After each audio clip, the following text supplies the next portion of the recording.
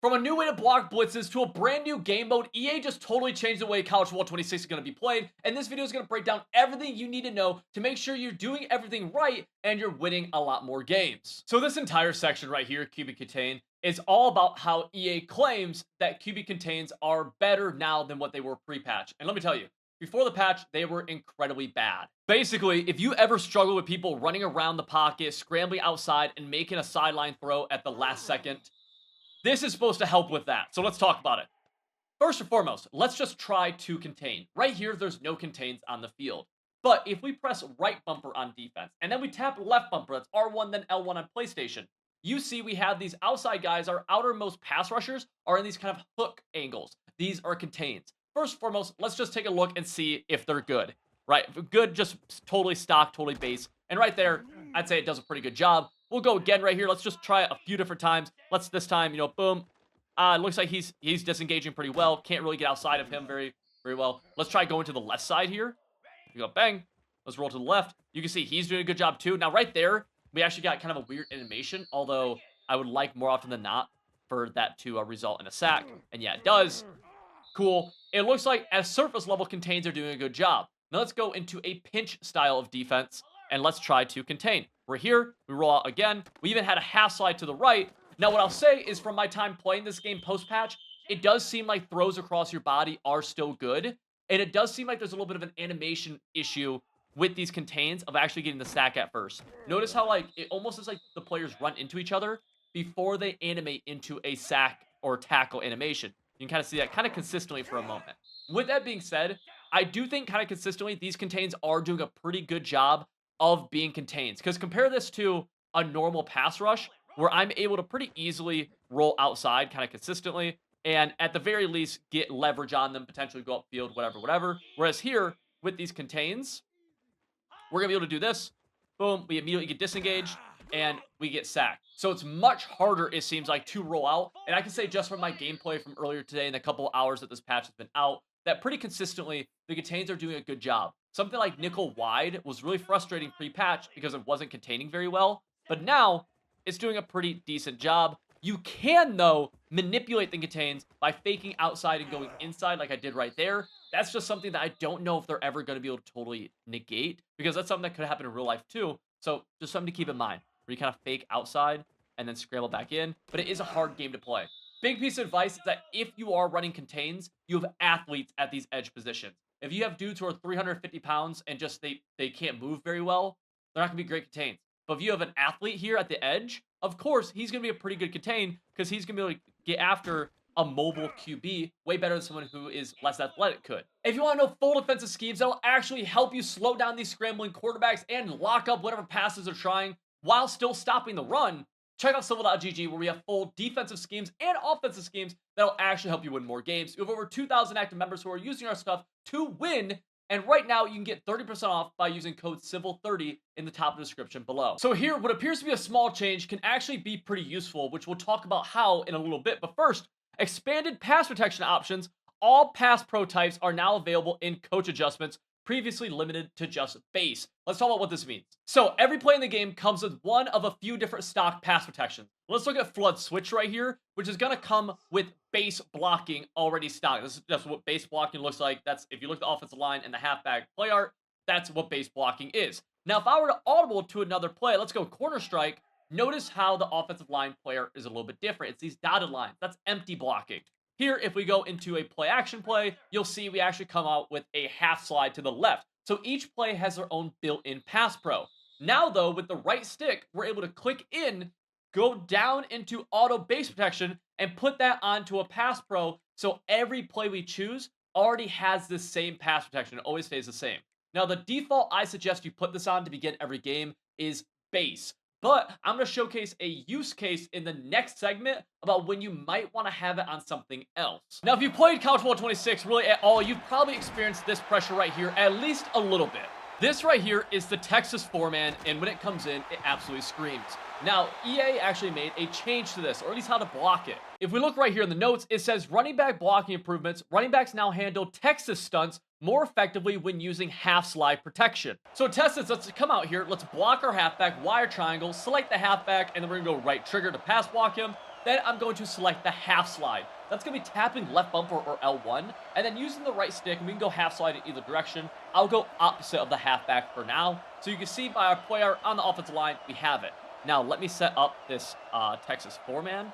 We're ready, and let's just see how well this does blocking. We saw it come in once, and this time you see us actually able to pick it up. Now we do get shedded. That's just going to happen. That's just football, baby. But right there, our offensive line does pick it up, and the halfback actually didn't have to get involved right there at all. So let's go here again. Let's set up this Texas 4-man yet again, and now let's block my halfback, and let's half slide away from him again. So we're here again. Let's see how is this success right here. Bang. And you see the halfback actually does a little cut block. Now, he doesn't totally knock down the defender who's coming in free, but he does go for the cut block on him, and he does engage on him. So that, to me, is 2 for 2. That's just a shed, and that's a halfback trying to block an edge rusher. That is fair. So let's go here again. Let's just see. Can we get it 3 times in a row where we feel confident that our halfback or just offensive line is blocking this very good stunt? Let's go here. We have it all set up. Boom. And you see, again, halfback gets shedded, but he does make the block, and then it's just about getting that ball out in a timely manner. So we've established that half sliding actually will help block this Texas 4-man, and if we use the tip we talked about earlier, which is clicking the right stick in, going down to auto base protection, and instead of just turning it to base, if someone's running this all game, we could actually go into a half slide right or a half slide left, and so when we break the huddle now, we're going to already have this half slide activated. Then we don't have to do anything except for blocking our halfback. We set up the stunt again. And let's see. This time we're actually half sliding towards the halfback, so we'll see how well that does. Boom. We even engaged right there. And again, the halfback does make the block. Now, the halfback getting shedded is not the same as him missing the block. That's just a halfback against an elite edge rusher. To me, though, this is a good change from EA, and this is absolutely something that they kind of hit the nail on the head on. One of the most noticeable changes, at least in online play, is the route stem logic change. They updated route stems to a 3-yard minimum, and this change enables defensive backs to read and react more realistically, creating a better balance between offense and defense. So here is what that's actually saying. If you watch this clip right here, this is from Madden, but the same thing happened in both Madden and college football, where you could take these short corner routes and stem them all the way down, and essentially they would get a speed burst, which would make them almost unguardable. So EA is basically saying that they fixed these stem down corners so that they're no longer unguardable, and you just can't stem them down underneath 3 yards. So let's actually take a look. This is the play corner strike. I'm going to press Y or triangle, select this B wide receiver, hold LB to custom stem, and we're going to try getting him lower, and you actually see we can't. We actually can't get him underneath 3 yards. So we go to snap this ball, and before what would have been like a speed burst, now is just a normal corner route. Now, this is still a better corner route, in my opinion, or at least a different corner route than a hot routed one, right? This is a hot routed corner. Try to stem him all the way down. Take a look at what he does, right? As compared to the short corner that looks like this, stem him down and take a look at what he does. It's a little bit different. So this is still a unique stock route, but it's just not nice. It's just not the same as what it was before, which is, in my opinion, it's a huge deal. A couple other routes you'll see this change take effect on is we have a stock post route right here. We try to stem him all the way down, and he won't go any lower than 3 yards right here. Also, the out routes, like you see right here on Clemens, we try to stem him down, and we actually can't. So before, you could custom stem an out route down a little bit just to get him to cut even faster. You no longer can do that. Again, I have no issues with it, especially with the fact that it's getting rid of these kind of glitchy corner routes that were just, they were a little bit too good. They would just get a speed burst.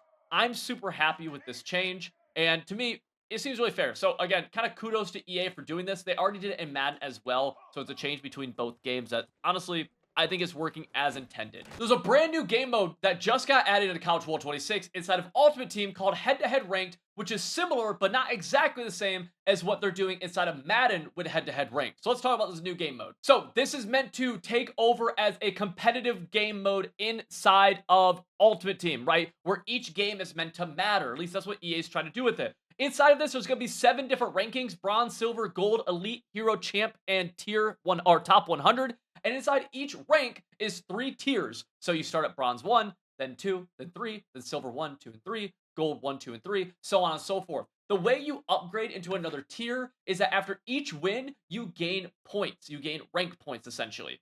The amount of points you earn is based on how good your opponent is and what tier you just did. So rank up by earning enough points in the game mode to advance to the next tier. How many points you earn will depend on your win-loss rating and the rank of your opponent.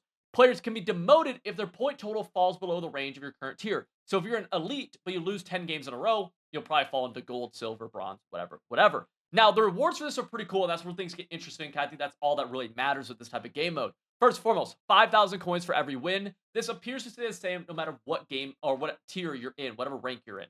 Then, as you advance through the different tiers, when you get to bronze 1, you get 5k, bronze 2, 6k, bronze 3, 7k. Then you see it just keeps on going up and up. You get to champion 1, 70, 80, 90, then 100k. Now, that's a decent reward. Nothing crazy there, though. I'm not super moved by it. But where things get interesting is that on the first of the month, these seasons will reset. When they reset, whatever tier that you finish in, whatever rank that you finish in, you will get a Kendall Daniels or whatever that month's unique player is for that rank.